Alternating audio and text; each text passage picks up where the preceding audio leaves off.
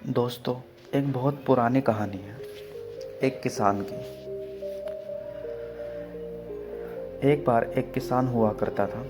उसकी फसल बार बार खराब हो जाया करती थी। कभी तेज़ बारिश की वजह से, तो कभी तेज़ धूप की वजह से, कभी ठंड की वजह से उसकी फसल पनप ही नहीं रही थी। एक दिन इससे दुखी होकर किसान भगवान पर नाराज़ हो गया।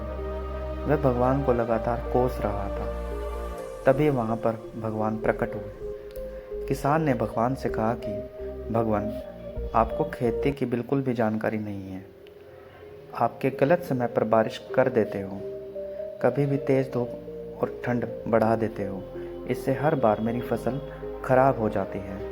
आप मेरी अगली फसल तक मेरे अनुसार मौसम कर दीजिए। जैसा मैं चाहूँ वैसा ही मौसम रहे। ये बातें सुनकर भगवान ने कहा कि ठीक है बेटा, अब से ऐसा ही होगा। ये बोलकर भगवान अंतर्ध्यान हो गए। अगले दिन से किसान ने फिर से गेहूं की खेती शुरू कर दी।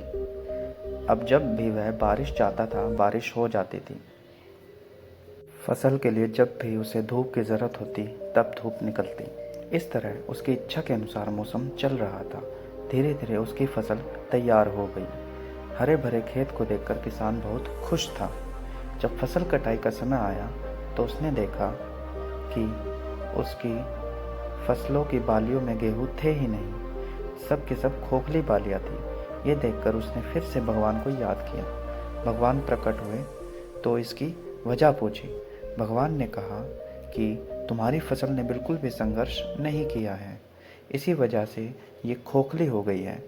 जब फसलें तेज़ बारिश में, तेज़ हवा में खुद को बचाए रखने का संघर्ष करती है, तेज़ धूप से लड़ती है, तभी उसमें दाने बनने की प्रक्रिया शुरू होती है। जिस तरह सोने को चमकने के लिए आग में तपना पड़ता है, ठीक उसी तरह फसलों के लिए भी संघर्ष ज़रूरी होता है। ये बात किसान को समझ में आ गई और अपनी भूल का एहसास हो गया।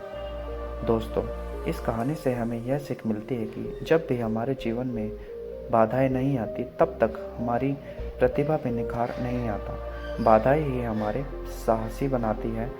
परेशानियों की वजह से ही हमारा सही विकास हो पाता है।